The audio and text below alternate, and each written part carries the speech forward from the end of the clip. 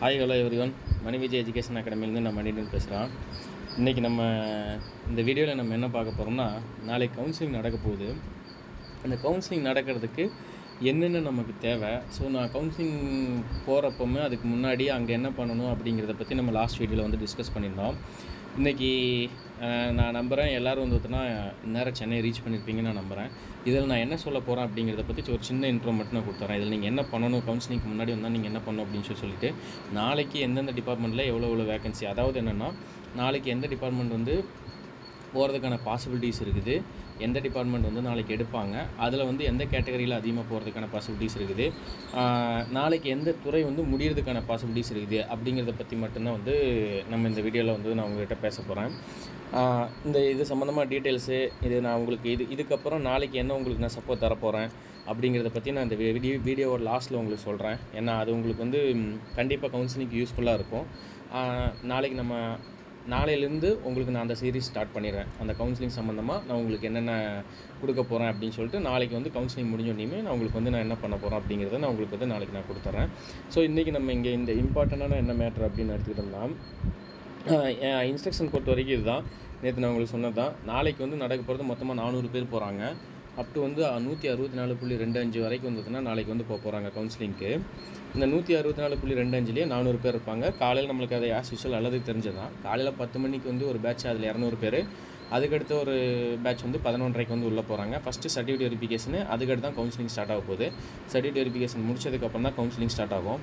இதில் உங்களுக்கு என்ன இம்பார்ட்டன்ட் டேட்டாஸ் அப்படின்னு எடுத்துக்கிட்டோம்னா, பிஎஸ்டிஎம்மில் நாளைக்கு போக போகிறது வெறும் 2 பேர் தான். அப்போ பிஎஸ்டிஎம் வேகன்சி ஜென்ரலில் இருக்கிற 2 சீட்டு ஃபில் ஆயிரும். அது எம்சியில் 2 சீட் இருக்குது.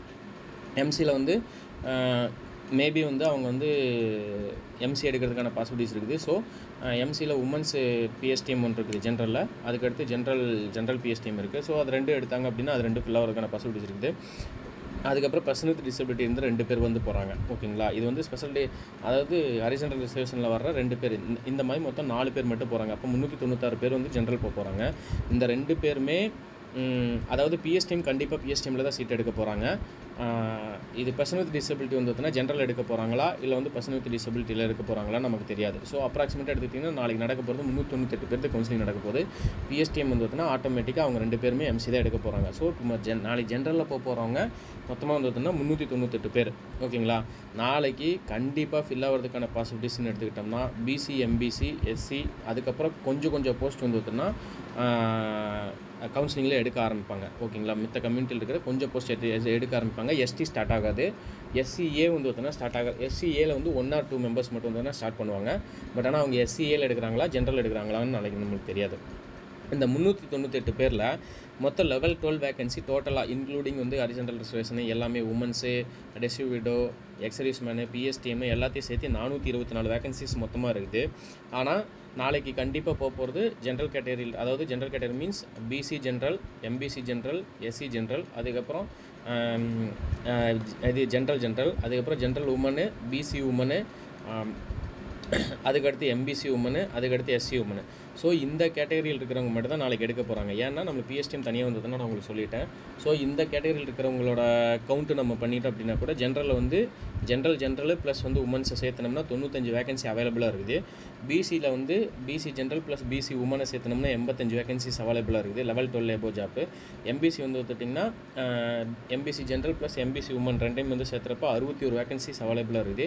எஸ்சியில் 50 வேகன்சிஸ், அதாவது SC general plus SC woman சேர்த்துனா 50 வேகன்சிஸ் அவைலபிளாக இருக்குது. மொத்தமாக 291 வேகன்சிஸ் நாளைக்கு அவைலபிளாக இருக்கும். அந்த 291 வேகன்சியில் கண்டிப்பாக 291 ஃபில் ஆகிறதுக்கான பாசிபிலிட்டிஸ் நாளைக்கு அதிகம் தான். அப்போ லெவல் 12 நாளைக்கு உங்களுக்கு மேக்ஸிமம் பாசிபிலிட்டி நாளைக்கு சாயங்காலத்துக்குள்ளார ஃபில் ஆயிரும். ஓகேங்களா, நாளைக்கு சாயங்காலம் எந்த கேட்டகரியில் போகலாம் மீன்ஸ், அதாவது இதில் நான் சொல்லியிருக்கிறதுல general, BC, MBC compulsory 100% fill ஆயிரும். ஆனால் எஸ்சி அடுத்த நாள் செகண்ட் டே வரைக்கும் போகிறதுக்கான பாசிபிலிட்டிஸ் அதிகம். ஓகேங்களா, எஸ்சியில் கொஞ்சம் கம்மியான மெம்பர்ஸ் தான் வராங்க. ஸோ எஸ்சியில் லெவல் 12 செகண்ட் டேயில் இருக்கிறவங்களுக்கு பாசிபிலிட்டிஸ் இருக்குது. பட் ஆனால் எம்பிசி, பிசி, ஜிடி கண்டிப்பாக நாளைக்கு ஃபில் ஆயிரும். ஓகேங்களா, அதில் எந்த டவுட்டும் இல்லை. லெவல் 12 நாளையோட எம்பிசி ஜென்ரலுமே பிசிக்கு ஃபில் ஆயிரும். இதில் வித்தவுட் ஸ்பெஷல் கேட்டகரி, அதாவது ஸ்பெஷல் ரிசர்வேஷன் மட்டும்தான் நாளைக்கு ஃபில் ஆயிரும். ஓகேங்களா, பிஎஸ்டிஎம்க்குலாம் நாளைக்கெல்லாம் ஃபில் ஆகாது. ஸோ இப்போ இந்த 3 பேர்த்துக்கு முடிஞ்சதுக்கப்புறம் அடுத்து அவங்களோட ஆர்டர் ஆஃப் சாய்ஸில் மேக்ஸிமம் பீப்புள்ஸ் வந்ததுன்னா ரெவன்யூ ரெஜிஸ்ட்ரேஷன் ரூரல் வச்சுருப்பாங்க ஓன் டிஸ்ட்ரிக்டாகவே எடுக்கிறதுக்காக. இப்போ ரெவன்யூவில் எடுத்துக்கிட்டோம்னா ஜென்ரல் ப்ளஸ் உமனை சேர்த்து வந்து 113, பிசியில் 100 வேகன்சிஸ், எம்பிசியில் 75 வேகன்சிஸு, எஸ்சியில் 61 வேகன்சிஸ் இருக்குது. அப்போ டோட்டலாக வந்து 349 வேகன்சிஸு. ஆல்மோஸ்ட் இதில் வந்து ஒரு 50 to 70 இல்லைனா வந்து 100 வரைக்குமே ஃபில் ஆகிறதுக்கான பாசிபிலிட்டிஸ் இருக்குது. ஓகேங்களா? இப்போ ஒருவேளை ரெவன்யூ வந்துட்டுனா சூஸ் பண்ணுறாங்க அப்படிங்கிற பட்சத்தில் மேக்ஸிமம் ஒரு 50 to 60 வந்துட்டுனா ஃபில் ஆகும். ஓகேங்களா? 349 வேகன்சியில் 300 வேகன்சி செகண்ட் டேக்கு இருக்கும். ரெஜிஸ்ட்ரேஷன் வந்து வந்துட்டிங்கன்னா ஒருவேளை அதை ஸ்டார்ட் பண்ணுறாங்க, லெவல் 12 முடிச்சதுக்கப்புறம் ஸ்டார்ட் பண்ணுறாங்க அப்படிங்கிற பட்சத்தில் ஜென்ரல் அவைலபிள் வேகன்சிஸ் 29, பிசியில் 24, எம்பிசியில் 18, எஸ்சியில் வந்து 14, டோட்டல் வந்து 85 வேகன்சிஸ் இருக்குது. இதுலேயுமே ஆல்மோஸ்ட் வந்து 50 to 60 வந்து ஃபில் ஆயிரும். மேக்ஸிமம் இது ரெஜிஸ்ட்ரேஷன் வந்து முடிக்கிறதுக்கான பாசிபிலிட்டிஸ் இருக்குது. அதுக்கப்புறம் ரூரலில் வந்து பார்த்திங்கன்னா அதே மாதிரி மொத்தமாக 215 வேகன்சிஸ் இருக்குது. ஸோ ரூரல் அதிகபட்சம் வந்து பார்த்திங்கன்னா ஒரு 30 வேகன்சிஸ் தான் நாளைக்கு வந்து எடுப்பாங்க. அதிகபட்சம் அதுக்கு மேலே போகாது. ஓகேங்களா? கண்டிப்பாக வந்து பார்த்திங்கன்னா ரூரல் வந்து எடுக்கிறதுக்கு பாசிபிலிட்டிஸ் இல்லை. 30 அதிகம் தான் நான் சொல்கிறது. இதுக்கு இடையில் செக்ரட்டரியேட் அசிஸ்டன்ட் வந்து பார்த்திங்கன்னா நாளைக்கு போனாலும் போகலாம். பட் வந்து பார்த்திங்கன்னா போகிறதுக்கான பாசிபிலிட்டிஸ் இருக்குது. பட் ஆனால் கன்ஃபார்மாக நம்ம சொல்ல முடியாது. ஓகேங்களா? ஸோ இங்கே டாப் டிபார்ட்மெண்ட் இந்த 4 தான். ஆனால் இந்த 291 வேகன்சியில் வந்து பார்த்திங்கன்னா ஜிடி, பிசி, எம்பிசி இந்த 3 வந்து நாளைக்கு கண்டிப்பாக வந்து பார்த்திங்கன்னா ஃபில் ஆயிரும் லெவல் 12க்கு. எஸ்சிக்கு மட்டும் அடுத்த நாள் போகும். ஓகேங்களா? இந்த ரெவன்யூ ரெஜிஸ்ட்ரேஷன் ரூரலில் எப்படி போகிறாங்க, அதுக்கடுத்து சில பேர் வந்து ஸ்டடீஸ் ப்ரிஃபர் பண்ணி ஸ்கூல் எஜுகேஷன் போகலாம், டெக்னிக்கல் எஜுகேஷன் போகலாம், இல்லை இன்னும் வந்து பார்த்தீங்கன்னா கீழே வந்து எடுக்கிறதுக்கான பாசிபிலிட்டிஸ் இருக்குது. ஸோ நான் உங்களுக்கு போட்டுக்கிறது வந்து பார்த்தீங்கன்னா நான் அவைலபிள் வேகன்சிஸ் மட்டும் வந்து பார்த்தீங்கன்னா நான் போட்டிருக்கேன்.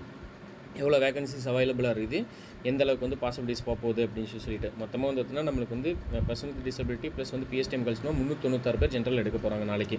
ஓகேங்களா? இதுதான் வந்து பார்த்தீங்கன்னா உங்களுக்கான டீட்டெயிலு. நாளைக்கு வந்து உங்களுக்கு அந்த டிஎன்பிஎஸ்சி வந்து பிடிஎஃப் ரிலீஸ் பண்ண உடனே நான் உங்களுக்கு வந்து ஸ்பெசிஃபிக்காக நம்ம சேனலில் வந்து பார்த்தீங்கன்னா நான் உங்களுக்கு தனித்தனியாக போட்டிருப்பேன். லெவல் 12 ரெவன்யூ, ரூரலு, அதுக்கடுத்து ஜென்ரலு, அதுக்கடுத்து எஜுகேஷன் டிபார்ட்மெண்ட்டுக்கு, social welfare, others department, technical டிபார்ட்மெண்ட்டுன்னு சொல்லி தனித்தனியாக பிரித்து வந்து பார்த்தீங்கன்னா போட்டிருப்பேன்.